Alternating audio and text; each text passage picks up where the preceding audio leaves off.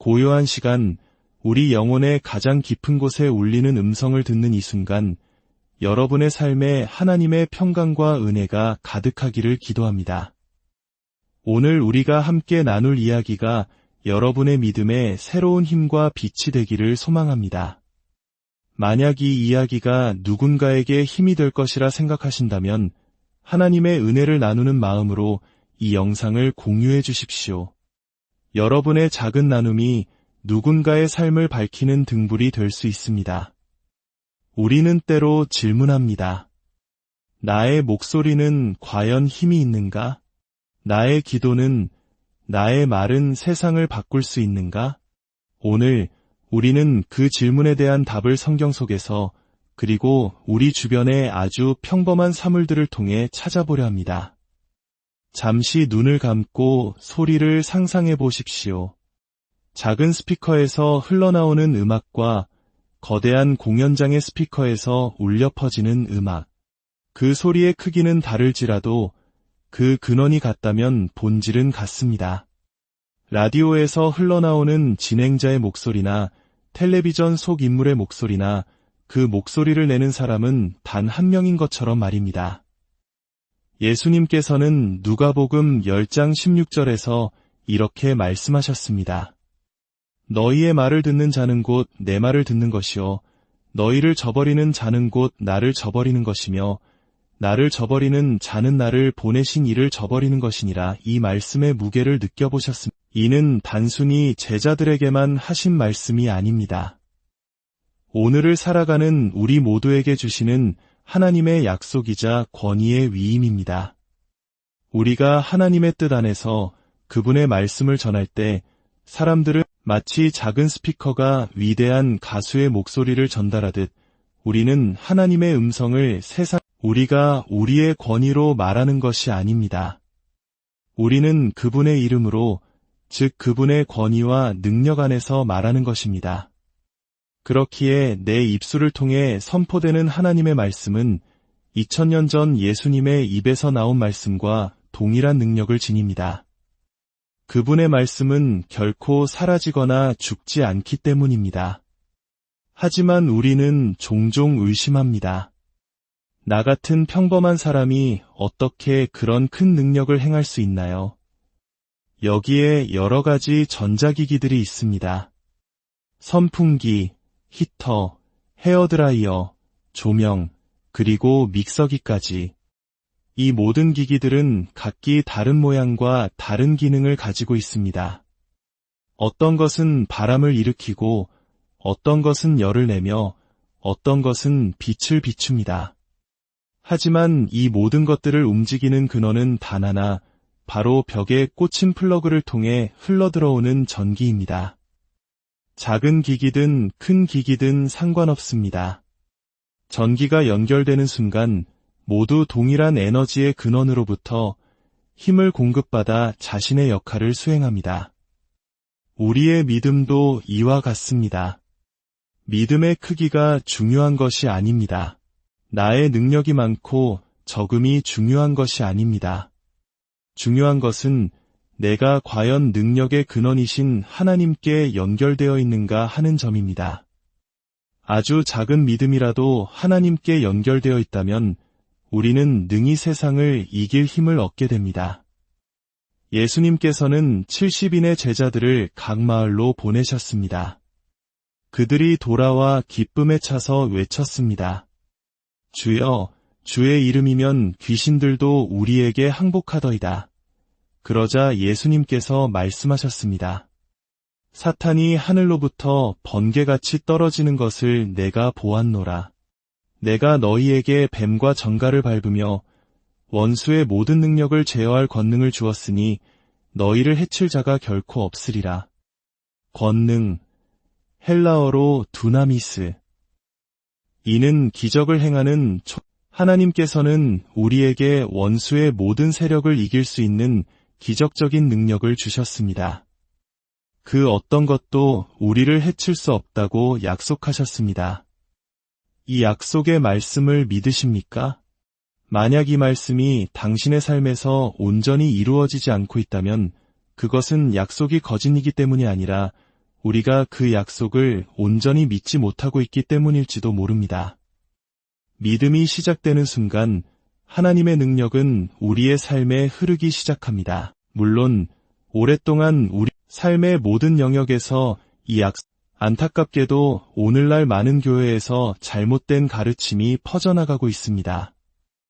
우리가 죄를 지으면 사탄이 우리 삶에 대한 권위를 갖게 된다는 거짓말입니다.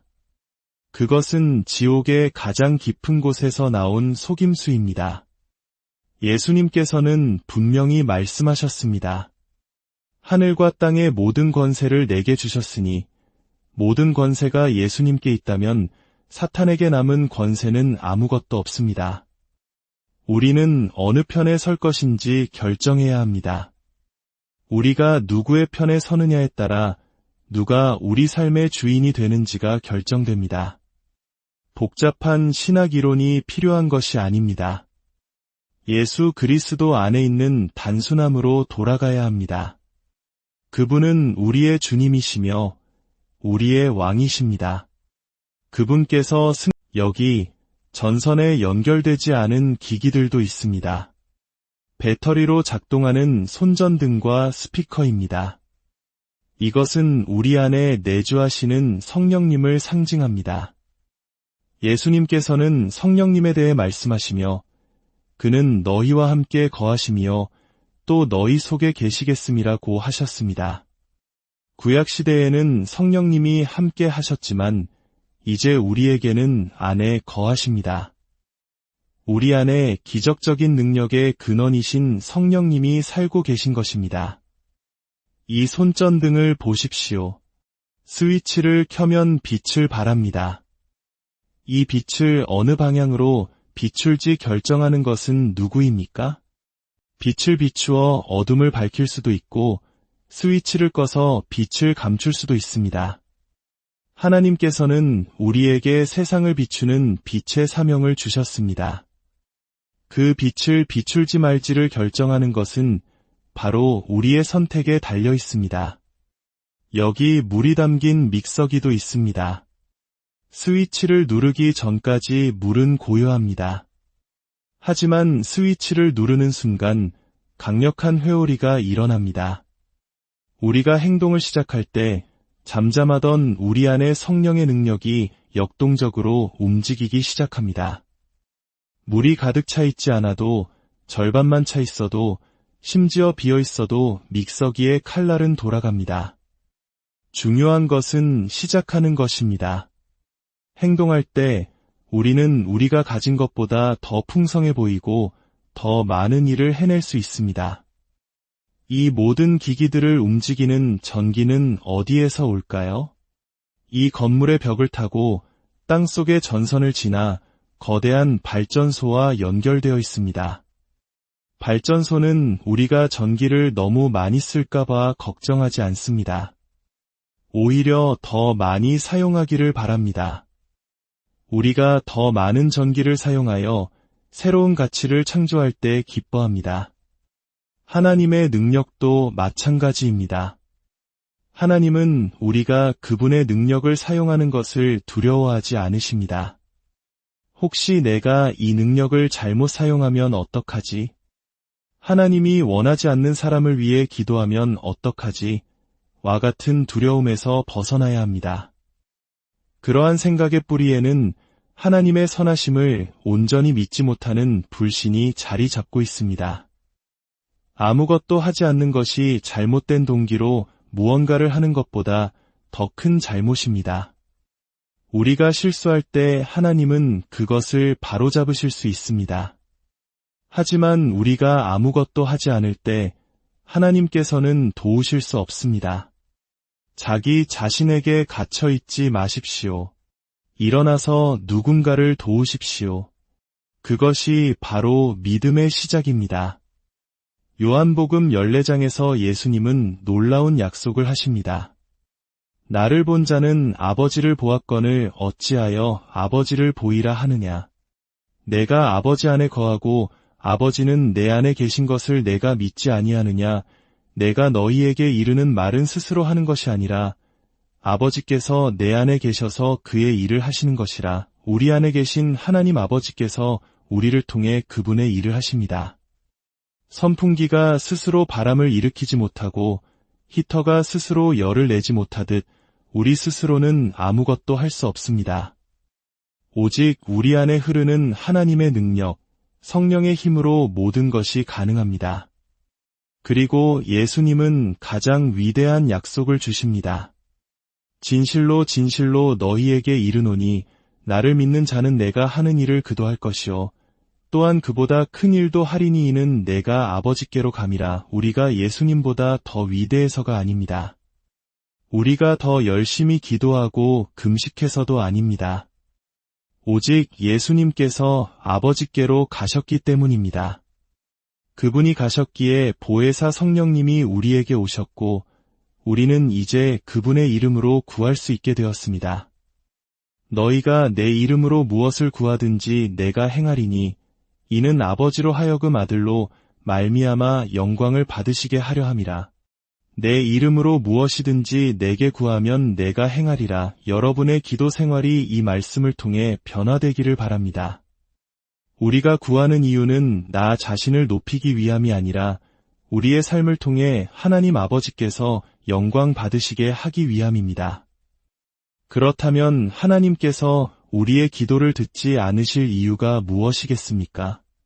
사랑하는 성도 여러분, 이제 두려움의 옷을 벗어 던지십시오. 우리 안에 잠자고 있는 거인의 능력을 깨우십시오. 능력의 근원이신 하나님께 여러분의 삶을 온전히 연결하십시오. 여러분은 세상을 밝히는 빛이며 시원하게 하는 바람이며 따뜻하게 하는 온기입니다.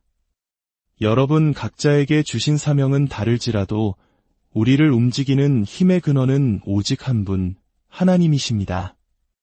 오늘 하루 여러분의 삶 속에서 하나님의 능력이 자유롭게 흐르도록 여러분 자신을 내어드리십시오. 여러분의 기도를 통해, 여러분의 말을 통해, 여러분의 행동을 통해 하나님의 살아계심을 증거하는 복된 하루가 되시기를 주님의 이름으로 축원합니다.